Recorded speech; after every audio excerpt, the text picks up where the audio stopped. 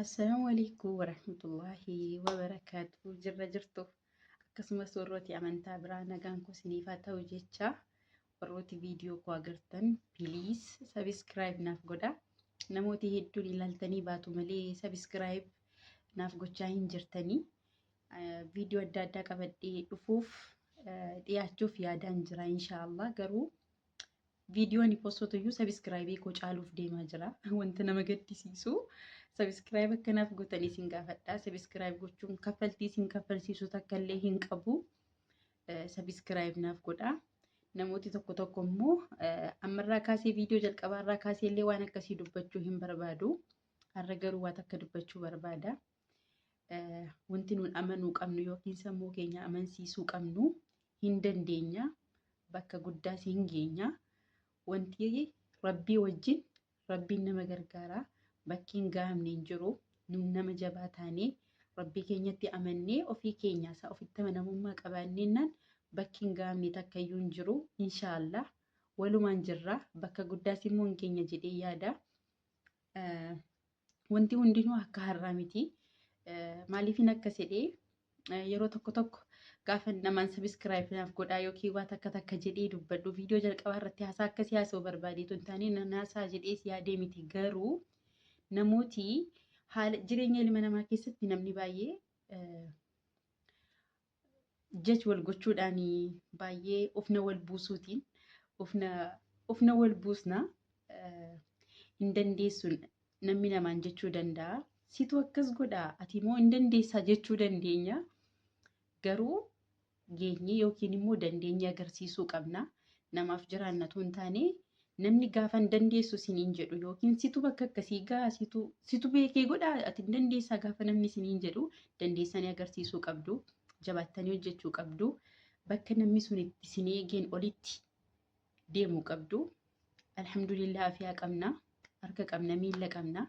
Harrayyuu geenyarraa jireenya ilma namaa keessatti waa hedduun nama mudata. Waa hedduu keessa darbinee waa baay'ee keessa darbinee alhamdulillah har'a geenyarraa bakkiin gahamne hin jiru.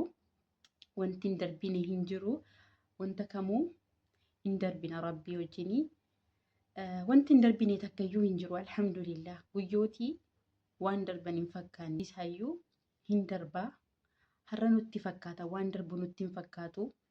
Wanta guyyaan kun darbu yookiin guyyooti nutti dukkanaani wanta nuuf bari'an nutti hin fakkaatu.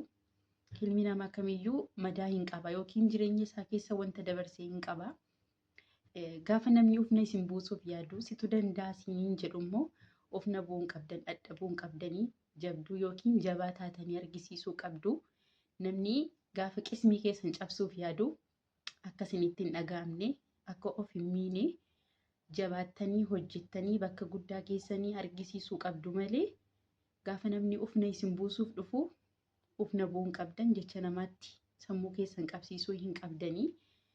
Wanti hin danda'amne hin jiru rabbii fi wanti hundi isaayyuu hin danda'ama. Bakka kaleessa jirru hin jirru har'a. Bor immoo bakka har'a jirru jiraachuu dhiisuu dandeenya. Inni kun hojii rabbiidha inshaallah hin beekamu. Kanaafuu gaafa namni hin dandeessu isiniin jedhu hojjedhaatii hojiin argisiisaa. Wayin immoo bakka tokko gaati bakka keessanii bakka namni sun itti isin eegeen olitti argisiisaa malee gaafa namni ofna isin buusuuf qismii keessan cabsuuf dhufu bakka itti hin laatina. Jechi ilma namaa eessaaniyyuu nama hin ga'u. Waa takka illee nama hin godhu. Saayitii sanatti yookiin yeroo sanatti nutti dhaga'amuu danda'a. Garuu nuuntu dhaabbannee namni kun maaf akkas nuun jedhe gaafa jennee sammuu keenya dhaggeeffannu haaruurra waan hin taane ofitti yaadurra yookiin of miidhurra bakka tokko geenyee nama sanatti akka argisiisnu maal yoon godheen jabaadha jennee argisiisuu qabna malee of miinee ofii keenyayyuu deebisnee amilee keenya cabsinee of nama sana gammachiisuu hin qabnu.